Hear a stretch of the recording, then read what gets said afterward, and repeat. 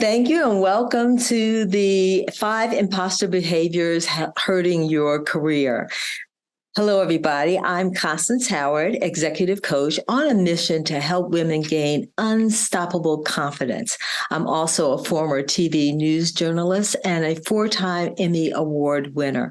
It's an honor for me to join you from the traditional territory of Susquehanna and Piscataway. I hope I got that right. My fun fact is I had the cleanest closets in Maryland this summer. I'll tell you more about that in just a few minutes. But first, a little bit more about me. Yeah, that's me with the big afro and the big lapels. That was me about 7 years before I got into TV news. And the next pick is when I ended my career in TV news. That was my anchor team in Washington, D.C. And of course, that's one of my Emmy Awards. News consumed my life for nearly 40 years. I fell in love with journalism in college when I saw the power of TV news during the Vietnam War and the Civil Rights Movement. I didn't see many people who looked like me, but that didn't matter. I knew that's what I wanted to do, and that's who I wanted to be. And I don't know, I just had no fear that it wasn't going to happen. I don't know whether that was youth or ignorance or both, but there I was with a big dream, and I just knew it was somehow going to happen. I got a plan when I went to graduate school in Ames, Iowa, at Iowa State University. At the time, the university owned an ABC station. And so I was reasonably assured that I would get a job. And they gave me a scholarship as well. So I thought my chances were good. So off I went to Ames, Iowa from New York on a Greyhound bus. That's a story for a different time. But off I went to Ames, Iowa. I went over to the TV station and, I walked in like, here I am. Aren't you ready for me? And they promptly turned me down. I went back to my dorm room. I licked my wounds and I thought, I'm going to give them some time to think about this. I went back on Wednesday and they gave me a position as a teleprompter operator. Pretty soon, though, when all the full-timers with experience wanted to, take time off, they let the rookies in. So that gave me an opportunity to become a reporter on the weekend. And one of my first stories was to follow the tornado. I know that sounds crazy. It sounds crazy to me now, but at the time it didn't. It was my opportunity. And before I left the station, they gave me this little chunky camera. It was like 30 pounds and it was a film camera. So I'm going way back, right? Way, way back. I called my mom and I said, Mom, I'm going to follow the tornado. And she said, I don't think that's very bright. And I thought, I don't care. I'm in show business. And off I went. And I never looked back. From that moment on, I was all about TV news. There were 2 ABC network anchors at the time that I followed, Peter Jennings and Max Robinson. You may have heard their names, you may not know them, but they were huge in New York, and I followed everything they did. If they put their collar up and had their hand in their pocket when they did, their reporting, then the next night I had my collar up and I had my hand in my pocket as well. I just mimicked everything that they did, I was just so excited to be in TV news. I was fearless and I was hungry. I had nothing to lose and nothing was going to stop me. And I wonder if you can think back on that moment when you were doing exactly what you wanted to do and you just felt like you were on fire. But at the time, I was on top of the world. I left Ames, Iowa. I quit graduate school, moved to Des Moines, Iowa, which is a whopping 45 minutes away, and became a reporter. And they paid me $9,500. Can you imagine? I was so excited I thought it was like $1 million to me. My career was taking off and I was climbing the corporate ladder. The imposter syndrome didn't set in until I tasted a bit of success and I realized the weight that I carried.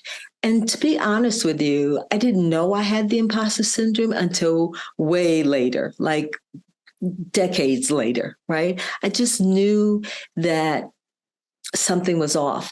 I knew I was smart and capable, but suddenly I was worried about I didn't belong there. I was the only one in the room. Most times. I don't know, that's probably happened to a lot of you engineers. You walk in and you look around for somebody who looks like you, and there's nobody who looks like you. And I began to think, wow, I'm over my head. That I really didn't have the skills.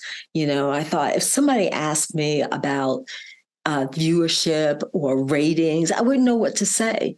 But the ironic part about it was that I did know what to say. I understood ratings and viewership, and I knew how to put together a newscast by that time. In fact, I was among the first African-American producers, the people who actually put the show together. I was among the first executive producers. I was among the first African-American news directors in this country, the folks who who run the entire department. And that meant I had a decision-making opportunity. I had a seat at the table, a decision-making seat at the table. Now that's fertile ground for the imposter syndrome. I earned that seat through sheer grit and grace. But who am I? A kid from a small town in upstate New York, a SUNY graduate, that's State University of New York, an African-American, a woman. I was a long way away from that kid with the big afro and the big lapels. Who was I to have a seat at the table? That was a question I asked myself over and over. And I'm sure that was a question many of my white colleagues asked as well. Society told me I was in places I wasn't welcomed, and I held positions that I shouldn't have, and I only got because of affirmative action. Has that ever happened to you? Did you ever feel like you weren't welcomed where you were, that everybody was looking at you like you had the third eye? That's how I felt most of the time. So I did what I think a lot of women do. I came up with this "you don't belong" checklist. Now, it wasn't a real checklist, right? But it was something that I did. And I just, it went back. Every time I got into a situation, I knew I could go back to this checklist. So I want you to put it in the chat if you can identify with this. Now, among the things was work twice as hard to be twice as good. How many times have you heard that? How about never hint that you have any challenges at home? Work stayed work and home stayed home. I didn't talk about anything that, was happening in my home life. I know a lot of women are like that. You never talk about having childcare issues, even though, those are real problems. That's a real problem for a lot of women. I never showed that I had too many balls up in the air, right? I never showed that that there were too many projects coming at me. I don't know if any of you remember that commercial, and it was in the 70s, maybe 80s, when women were just really getting into the workforce. And it was like, I can bring home the bacon. Da-dun, da-dun. No, that wasn't part of the commercial, but those are my sound effects. So I could bring home the bacon, da-dun, da-dun, fry it up in the pan, da-dun, da-dun, and never let you forget your man because I'm a woman. I mean, if we saw that commercial today, we would be appalled, right? But at the time, that was the commercial that ran, and it said everything. It was that women had to take care of everything at home if you wanted to be in the workforce as well. And if you had any problems, you keep it to yourself. Keep it to yourself and keep it moving. That was the message. That was on my checklist. Have a bulletproof exterior. Don't have anything that anybody could question. So although I had that huge afro in college, my hair was straighter than straight. And my outfits mimic what white women wore, and their outfits mimic what white men wore. right? Remember those big shoulder pads and those big double-breasted jackets? I scrubbed away every trace of the authentic Constance just to fit in. Have you ever tucked away something just to fit in? Have you changed something about yourself just because you want to go along to get along? Well, that was me. A lot of this is a result of the imposter syndrome. The imposter syndrome makes you wonder, am I enough? Am I in this right position? Do I have the skills that I think I have, but that other people have? And in your heart of hearts, despite all the success that you have, you don't think you're enough. And you think somebody else is going to recognize that I'm all that, and they're going to expose me as a fraud or an imposter. I don't know if you remember the author Maya Angelou. She wrote her recent poem was The Phenomenal Woman, but she wrote 11 books. And she said every time she sat down to write a book, she felt like a fraud. And she said, I have 11 books, but each time I think, they're going to find me out. They're going to find out that I ran a game on everybody and they're going to expose me, in other words. So let's talk about the imposter syndrome a little bit. Women have imposter behaviors more than men because we're constantly told you don't belong in these positions. This is a man's position. I bet some of you have heard that before in your career. You know, for me, it was always you're an affirmative hire. You're an affirmative action hire. It may not be that explicit these days, but you could walk in a room and know, like I said earlier, that you're the only one. The first studies on the imposter syndrome happened in the late 1970s. It was 1978. And it showed that 70% of all of us will experience the imposter syndrome. That's everybody. But that number shoots up to 82% when you talk about women. These early studies were criticized because they focused only on women. But the takeaway is that men have the imposter syndrome as well, but women have it more. Tom Hanks, we all love Tom Hanks.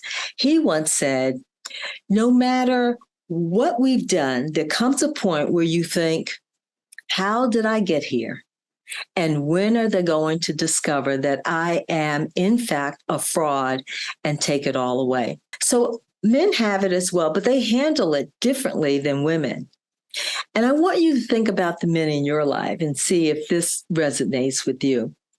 Men will say when they have a successful outcome, yeah, I'm good. I knew I was good all along, right? I'm the bomb. But women will say, wow, I fooled them again. I got by just by the skin of my teeth. And it doesn't matter how high up the ladder you go, that feeling still prevails. Now, we usually handle our imposter syndrome by 5 distinct behaviors. Some people call these coping mechanisms, but I'm going to call them behaviors for our discussion. You're probably going to see yourself in one of these 5 behaviors, and you may see yourself in, more than a couple of them. So without explaining them, I'm just going to give them to you first, and you think about it. Perfectionist. That's one of the behaviors. Think about your pattern. Are you a perfectionist? A superwoman? I know there has to be somebody here with a blue or red cape because that's just the way it is in our lives, right? The expert, AKA the know-it-all, the solo actor, the procrastinator. Which one, without explanation, sounds a little bit like you or a lot like you? Let's start with the perfectionist. You'll spend hours preparing, obsessing over the smallest detail. Nothing is left unchecked. Nothing is ever good enough. You keep tweaking and changing and tweaking and changing, right? All the way up until the last minute. You're almost paralyzed in moving forward. This is my behavior. I'm a perfectionist. Now, I didn't wake up and say, hello, everybody, I would like to be a perfectionist. It doesn't go like that, right? There's always something that happens that kind of makes you think, okay, this is the way it should be. For me, it started early in my career. my mentor, a mentor, suggested I apply for this affirmative action program with the Gannett Corporation. You probably may not have heard of the Gannett Corporation, but at the time, the jewel in their crown was USA Today. That's the company that started USA Today. And they had other TV stations. And they had this program where they were going to teach minority journalists how to actually produce the newscast. And she said it was in Minneapolis. I knew I wasn't going to Minneapolis, right? But there was just no way I could turn it down. She made the suggestion, and I thought, go check it out and then find some way to say no. And so I went to Minneapolis in the winter when they were having a hellacious storm. I mean, snow was coming down, snow was coming up, snow was coming sideways. It was coming all over. I mean, I'd never seen snow like that. And I'm a New Yorker, an upstate New Yorker. But there I am in the newsroom, and it took a while to get there. And I finally got there, and, they pushed me from one side to the other because they were all busy. Even for them, it was a crazy snowstorm. And so finally, the news director said, why don't you just go to the hotel and then come back tomorrow and we'll do the interview. And I thought, okay, that's a good idea. Whatever. Again, I'm thinking this ain't for me. So I go to the hotel. First I said, what time do you want me to be back here? He says, in the morning. Now, of course, I wasn't, so naive that I didn't know that I should be there by 9:00, even though he said in the morning. But it was really a hellacious storm. And, trying to get a ride to the station was just very difficult. There was no Lyft and no Uber. We either had you either took a taxi or you bummed a ride with somebody, and I didn't know anybody, and I called taxis. And so there was always a delay and that sort of thing. But I got to the station, I did the interview, I did the writing test, and I went back to New York. Okay, my mentor said, how'd it go? And I said, well, I think it went well. And I started to go into this explanation about what happened. And she just was like, stop right there. And she said, you were late. I got to the station probably around 10:00. And I tried to explain about the snowstorm, and I was just, and then, but she was like, stop right there. And she said, if they tell you to be there at 9, you be there at 8. If they tell you to be there at 8, you be there at 7. There's no wiggle room, and there's no grace for you. Got it. Be perfect. Make sure everything is perfect. Did something like that happen to you? Think about, if you're a perfectionist, what was the tipping point where you thought, this is the behavior pattern that will help me move forward? Maybe you are the Superwoman. I don't really need to explain this one, but the Superwoman does everything for everyone else. Professionally and personally, she does everything for other people, but not for herself. You take on way too many projects. You struggle with setting boundaries and saying no. That's a hard thing for a Superwoman. I learned this in Washington, D.C., my last job. I took the job because I wanted to be closer to my family. And at the time, I was working in Rochester. And so I wanted to come to Washington, D.C. And so they had a position, the NBC station had a position for an executive producer for the morning day part. Now, the morning day part is that show from 4 a.m. until 7 a.m. It's that show before the networks take over. And it's really a critical day part because it's the most profitable time of the day for TV news.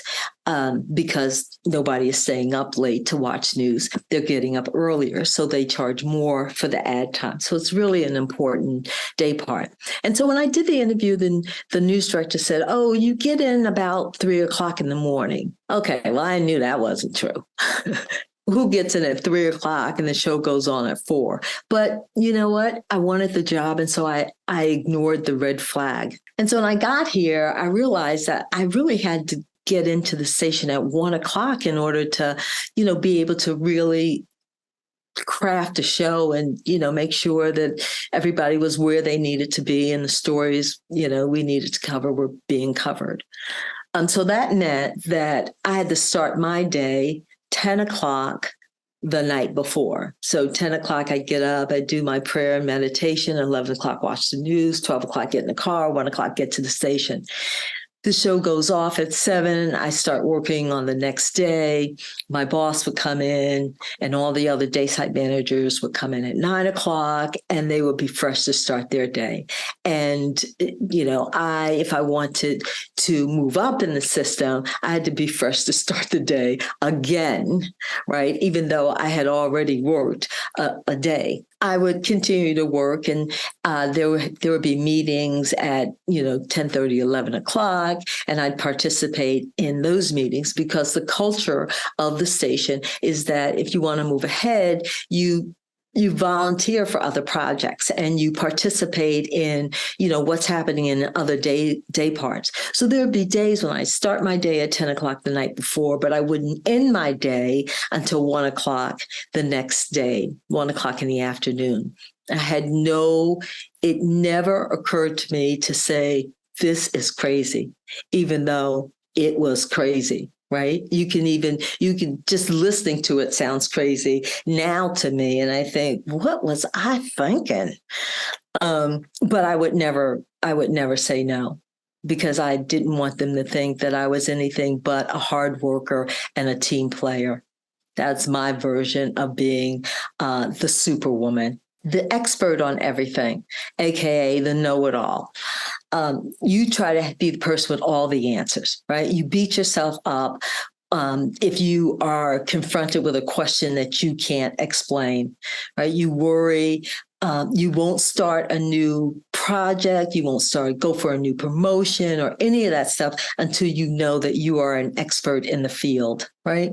So one thing I want you to notice in all of these is that they bleed over, right, into each other, right? No one is just cut and dry.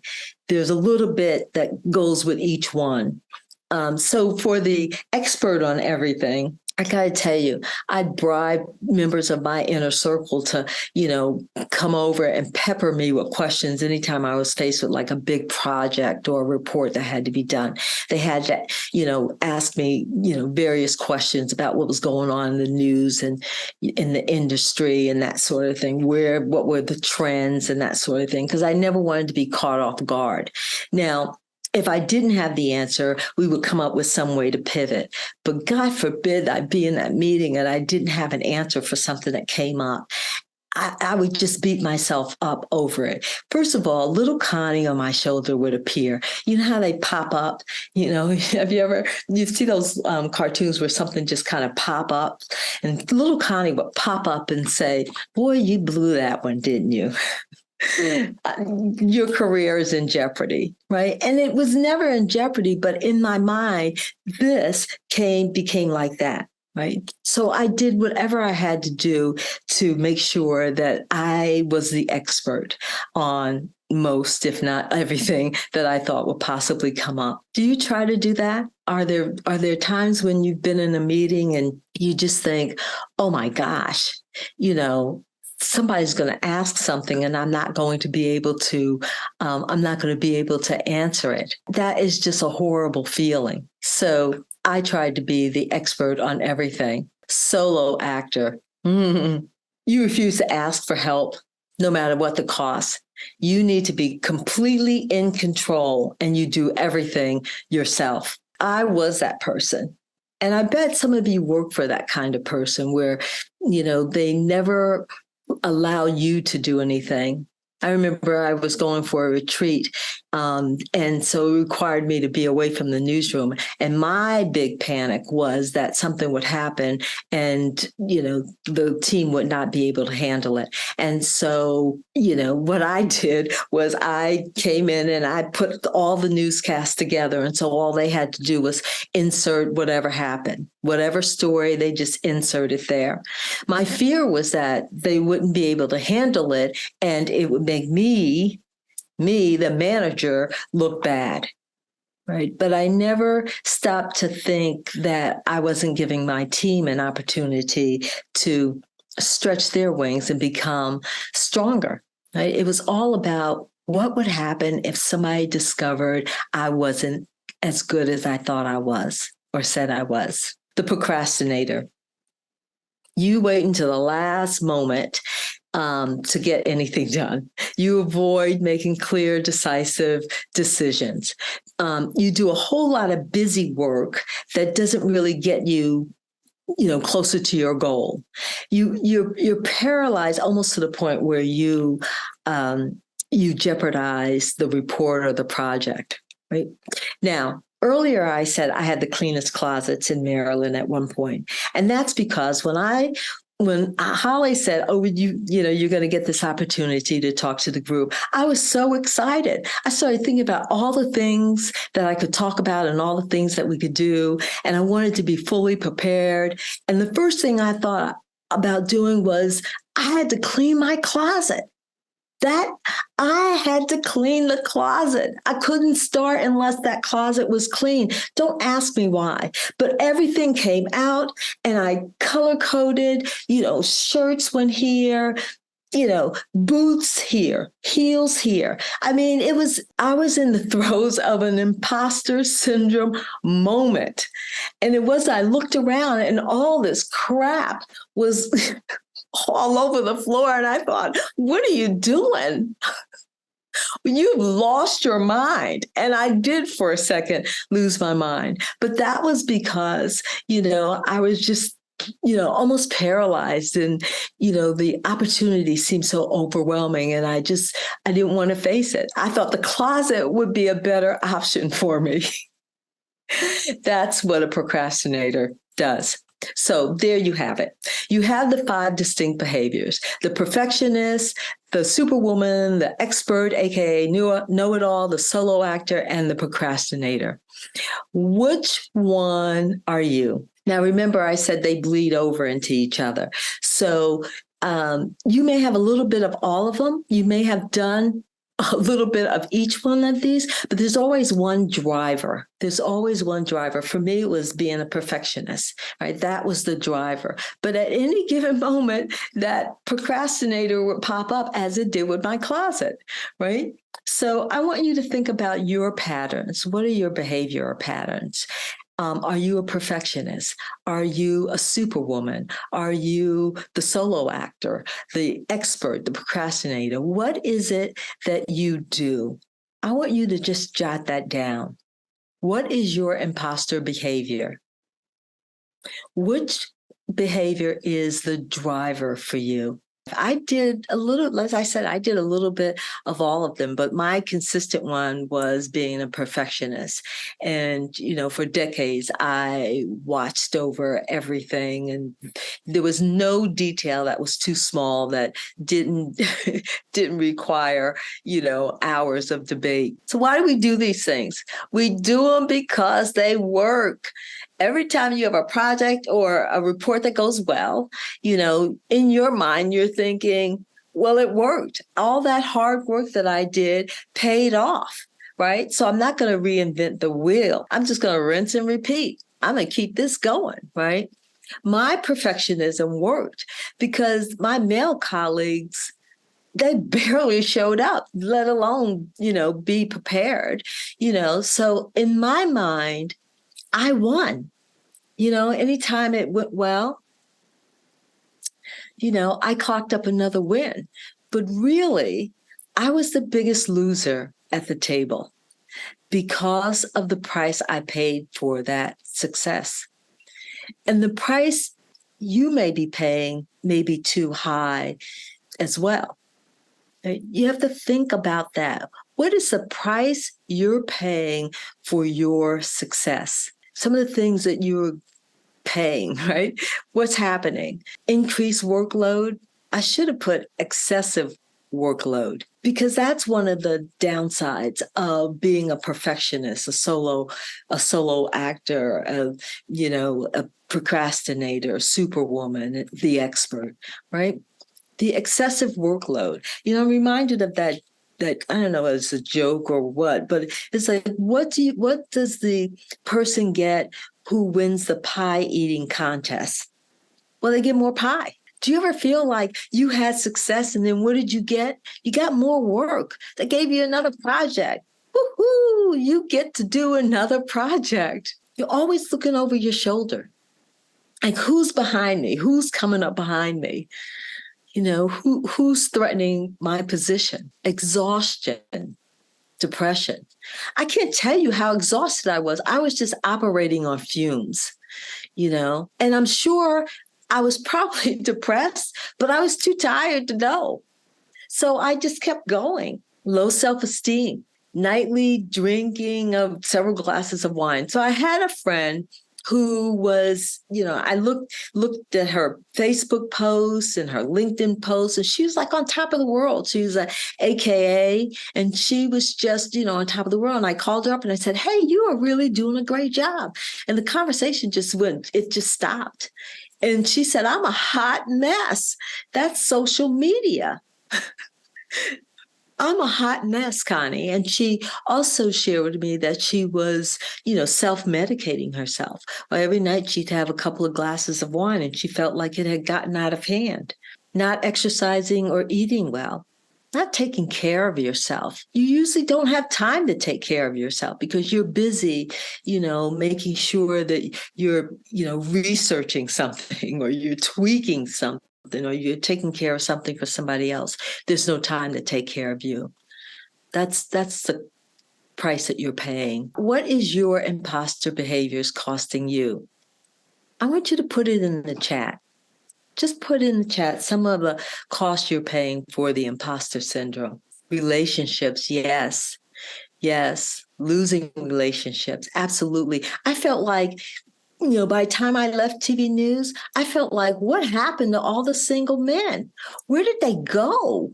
And how did I miss out on that? I think it held me back from professional development. Like, I couldn't admit I didn't know it already. So I never asked to learn. Yeah, that's a tough one. Actually living and enjoying life. Oh my gosh, that is so true. Yes, that's the cost that you're paying for the imposter syndrome. Thank you for sharing that with me. I know that, it's not easy to say, that you missed out on relationships or actually enjoying your life. And some of you might think lots of stress, quality of time for myself and my family. Absolutely. Self-love. Wow. Healthy impacts. Yes, health impacts. That's the price that you pay. And here's the deal. At some point, you may think, well, this is the price I have to pay to be in the game. I certainly thought that. But there comes a point where the price you pay suddenly becomes a sacrifice, right? You are now sacrificing things that you are never going to be able to capture or replace. For me, I sacrificed my authentic identity. I had no idea who I was. I was just the title. I was the news director or the news producer. That was all I knew. And 12, 14-hour days, that seemed normal to me. I sacrificed, family time and memorable moments with my family, just like, what one of you said, time with your family. I remember a conversation I had with my young nephew, and he was all of 7, I think. And, you get pearls of wisdom from a 7-year-old. But he said, when I grow up, I'm going to have a good job. And I thought, okay, well, you don't think I have a good job? And he said, no, because you're always tired and you never go anyplace because you're tired. He could tell that I wasn't fully present. And that was like a gut punch for me because I thought I was setting such a great example for him about hard work and about, sticking to a job and, doing a good job. But that's not what mattered to him. It didn't matter that I was the first or among the first or I got this Emmy or that Emmy. That didn't matter to him. And I realized that I had moved around so much, job hunting, not job hunting, but job hopping, that I never had time to really commit to anybody or anything. I think for a lot of you, You're probably thinking, well, she had a miserable career. No, I had a really good career. And I liked the job that I did. I was a small town kid from upstate New York. TV news opened doors that I could never imagine, right? It took me places that I could never imagine, right? So I'm really grateful that I had that kind of career. But at the same time, it took a toll. And there was a lot of sacrificing that I did, right? I don't have any regrets, but I would have done it differently. And that's why I'm so glad that we're talking about the imposter syndrome. If you can recognize the price you're paying and the sacrifices that you make, you have the choice to say, I think that's too much and I don't want to make that sacrifice anymore. Yeah, Mary says, sometimes you're sacrificing, but you're not realizing it. Absolutely. I sacrificed for a long time and I had no idea of, what I was giving up. I thought I was really creating a great career, right? So I appreciate it. I was going to say, share in the chat some of the things that you've sacrificed. Quality of time for myself and my family, lots of stress. What else have you sacrificed? Let's see, Kelly says, definitely my health. Absolutely. My time, my youth, my health, opportunities. Those are all sacrifices that you can't get back, right? My authentic self, peace of mind, and you have increased anxiety. Those are some tough sacrifices. So I appreciate you sharing. When I first realized, right, that I had given up a lot, I felt like I had been duped. I felt like, the contract I made was that I would work hard and I would move up and I would have a good life, right? But I realized that it didn't quite work out like that. The one thing I realized was that I had the power to change, right? The power started with me. I had the power to turn it all around. And it started with how I saw myself and how I talk to myself. Psychologists say that we have between 50 and 70,000 thoughts a day, right? I've seen that number up, down. 80% of them are negative against yourself. And 90% of that, 80%, are the same thoughts you had yesterday and the day before. So it's just this toxic loop that keeps going on and on and on in your mind. And the imposter syndrome tells you who you are not and what you can't do. It's part of that negative loop. And eventually those thoughts that you have turn into your beliefs and you create these limiting beliefs. Limiting beliefs are what you believe about yourself that stops you from being reaching your full potential. They tell you things like, no, don't go that far. That's not you, right? Think about it in your life. What is the belief that you have about yourself that stops you from moving forward? It keeps you being a perfectionist, a procrastinator, a solo actor, an expert, a superwoman, right? It keeps you in that mold. For me, one of my limiting beliefs was that people like me don't hold positions I had. Remember, I started my career when there were not many African Americans in TV, in front of the screen, or behind the scenes. But I had some more limiting beliefs. I also believed that I didn't go to the right schools. Remember, I went to a state university of New York, right? One of the 64 campuses, right? I also said, I'm not quick-witted. Like I didn't even know at the time what quick-witted mean, but it wasn't me, right? And I thought, okay, I'm not as talented. And the one that kills me the most is I said to myself, I'm not a good writer. I think about that now because it's crazy, because I built a career on writing, but I told myself I wasn't a good writer. Now, let me say that your limiting belief doesn't have to make sense. You just have to believe it. You just have to tell yourself it over and over, and you just have to believe it. So I had this limiting belief that I was a poor writer. And whatever your limiting belief is, you have a story around that belief. You have a narrative that you tell yourself that supports that limiting belief. It supports the idea of whatever. For example, my story, I told myself that I was not a good writer. The story I told myself was that it takes me forever to get started. I always have to tweak and change my writing. And I had to go through several drafts, right? But good writers, if I was a good writer, I could just sit down and I'd have pearls of wisdom. And everybody would be like, oh my gosh, did you see what she wrote? Right? And that didn't happen. But of course, that's not the truth, is it? That's not how writing is. But I told myself that story for decades that I wasn't a good writer. But here's the truth. The truth is I built a career on writing. I won awards on writing. That all writers go through drafts, tweaks, and they have proofreaders and copy editors to help them. Nobody sits down and bangs out pearls of wisdom, right? That's the first time out. So my question for you is, what is the limiting belief you have about yourself? And what is the story that you are telling yourself that supports that limiting belief? I should say, supports that lie.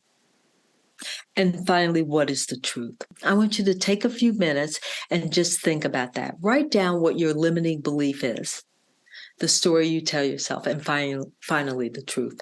I just want to read a couple of what came in the chat. I think I had to do this sacrifice assessment 10 years ago, and I couldn't do it because it felt like I had already given up. But I kept repeating these same mistakes, and I'm doing them now as I continue to gain accomplishments. It's strange. That's why I'm here. I had no idea the brain feedback communication narrative, habitually negative. And you have to reinforce the positive. Absolutely. One person says a negative limiting belief is, who do you think you are? What I love about this is that usually we don't communicate with each other these deep feelings, right? These limiting beliefs and how we see ourselves, and we don't share. So when I was sitting in the newsroom, in the conference room, I thought it was just me. I thought, wow, I don't want to share with another woman because I don't think she felt that. I don't think that she even thinks like that. Now I look back on it and I think we were all walking around with the imposter syndrome, right?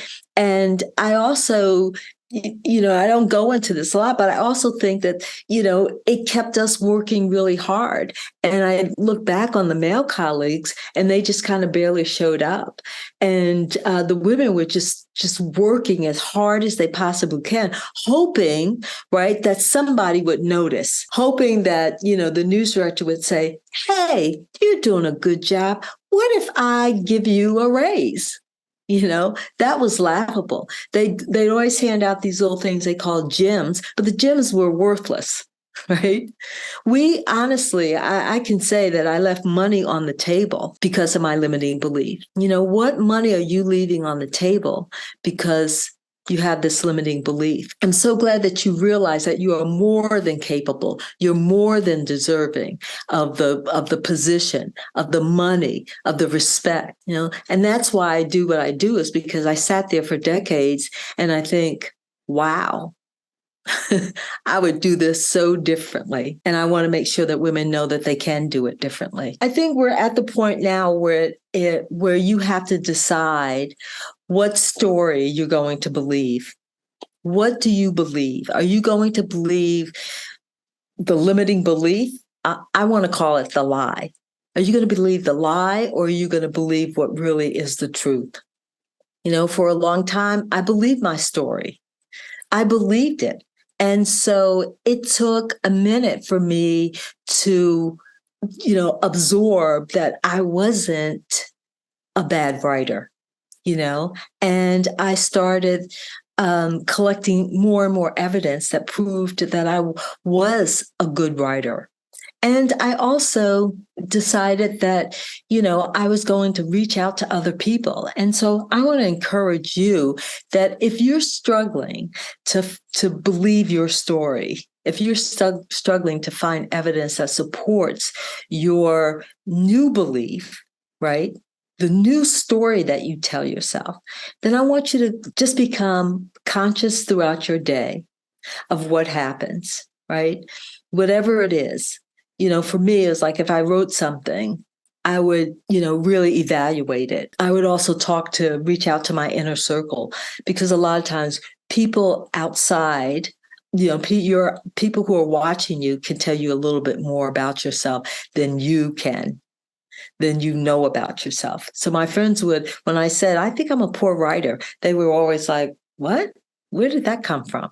And that's what you're going to find as well. You have to begin living in your truth. You have to reframe the story, and you have to make that story become your identity. You have to make that new story what you believe about yourself. You have to tell yourself over and over again. For me, it was, I am a good writer. And maybe for you, I'm a good engineer. At some point, you have to say it over and over, just like you said, whatever your limiting belief is. Because here's the thing. Your brain is like a huge computer. It doesn't tell you, oh, that's not true.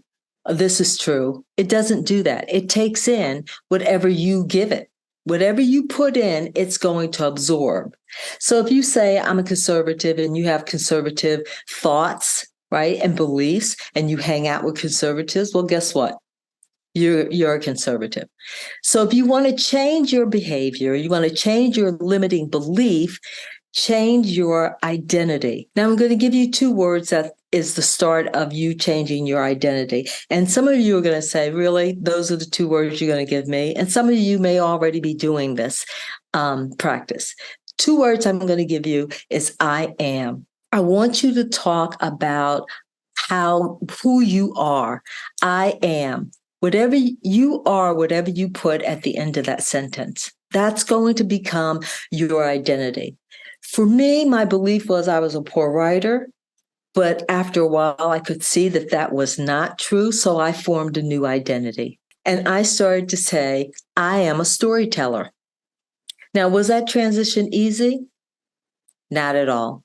Every time I would say to myself in the mirror, I am a storyteller. I am a good writer. Little Connie would be on my shoulder, and she would say, really? Really? Because for 30 years, I told myself something different. But I kept saying to myself, I am a storyteller. I am a good writer, over and over. I posted it on little Post-its all around me. And once I adopted that new identity of being a storyteller and a good writer, that's the way I wanted to show up. I didn't want to show up as the perfectionist. I didn't want to show up as the procrastinator or the solo actor. I didn't want to do that, because I felt confident in who I was. I am a storyteller, and I am a good writer. Do I have to tweak stories? Yes, I do. Do they always come out perfect? No, they don't. But I am a good writer.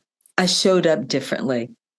I didn't want to show up as that imposter any longer. I want you to take a few minutes and write down some of your I am statements. And again, you may already have I am statements. It's been popular for people to do I ams, right? But I want you to take a moment and write down some of your I am statements. And I want you to think about the behaviors that you will have to adopt in order to become the person you say you are. What behaviors will you have to adopt? And what behaviors will you have to drop in order to become the person you want to become? So let's take a few minutes and write down some I am statements. When I was transitioning from, a TV person to an entrepreneur and a coach, I had to go through a whole mental, I am. And I had to know that I could stand on my own, right? I didn't have a company behind me. I didn't have a regular paycheck. So I really had to put into my mind that I am confident, I am determined. And that was all that I said to myself constantly, because as we discussed earlier, that negative loop will pop up at any moment to tell you, I don't think so. Like a lot of people think, okay, well, it's just an I am statement and I'm just going to turn around. You have to really think about what it is that you do and then what it is that you have to do in order to support your new identity, right? It's not as easy as just saying, I am this. I am a risk taker. I am a whatever, right? You have to come up with the behaviors that will support that. And then that way you will begin to believe it. So when you get hit with a situation and it's like, okay, do I take this risk or do I don't? Instead of automatically saying I'm not going to do it, now with this new identity, you'll start to think, well, wait a second, why not? Because the whole idea is that you want to get out of this box that you put yourself in. Right. I was in this box of, oh, I can't write, I can't do this. And it was very limiting. And once I said no, I took the blinders off, right? That opened up a whole new world. So you saying to yourself, I am a risk taker, right? You open up a whole new world. One of the behaviors that you'll adopt is you're not going to automatically say no, right? You're going to explore the options. You're going to give yourself the option, right? So you take away that need for certainty, right? All of us have a need for certainty, but what you want to do is do the why not. If it's not harmful to you, if it's not going to kill you, all those things, and you're smart, you're not going to put yourself in a situation like that, but you are going to open yourself up to new opportunities, right? You're going to explore what's available to you. You're going to live no longer inside your comfort zone. You're going to move out of your comfort zone. And so as you say it over and over, other I am statements will come up, right? They'll just come to you. Write them down, right? But also just keep saying them over and over with conviction. Say them like you're already at that point. Because now what you're doing is you're rewiring your brain, right? And that negative loop that's been going on for however long it's been going on, you are slowly trying to silence that negative loop. So anytime a negative thought comes up, you can go, no, that's not me. That's not me. I'm an excellent engineer. I'm an excellent coder. Whatever your I am is.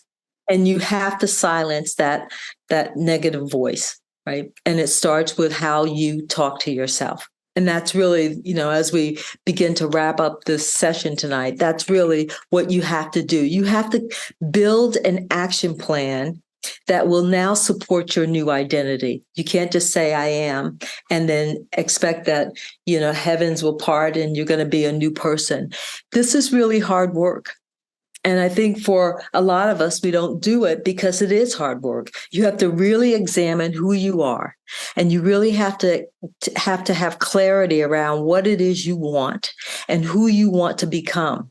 And then you have to work toward that person, right? You have to turn your back on the behaviors that you used to employ to get your job done, to move up in the business, and you've got to turn a different way. And that takes courage. But if you really want it, you can do it. And here's the thing. When I sat in a conference room and I had won another pie eating contest, and my boss was trying to give me another project that I knew that, was just too much, I had the power at that moment. I got clarity. And I think it's because I little Connie wanted to say, what are you saying to me? Right. But I couldn't scream that in the conference room. But inside, I thought, only you, Connie, have the power to make this change. Nobody's going to make it for you. Nobody's going to turn this corner for you. You have to decide what kind of life you want and who you want to be. So now tonight we've given you the framework, right? You have the framework. You can identify your patterns. What kind of, perfectionist, procrastinator, solo artist, expert, whatever. I can't remember the 5 now. But you have to decide, what are my behaviors? What is that costing me? What have I sacrificed? How can I identify my limiting beliefs? How can I reframe that story and retrain my brain to support the new identity that I want? And in that, you will see that a whole new world opens up for you. You have the opportunity to design the life you want and the life you deserve. Is it easy? No, it's not easy. And sometimes you have to reach out to other people to help you in this. If you have a strong inner circle, you can reach out to your inner circle to help you identify what your limiting beliefs are, identify what some of your I ams are. And if you need, a coach or a therapist, by all means, reach out, because this is your life. That's how I felt. I felt like this is my life. And for the first time, that kid from upstate New York was going to get in the car and drive again. And I was going to create a life that I was as excited about like I was when I first started in journalism. So that's my prayer. That's my hope. That's my passion for you, that you create the life you want and you live a good life. If you have any questions, I'm happy to answer.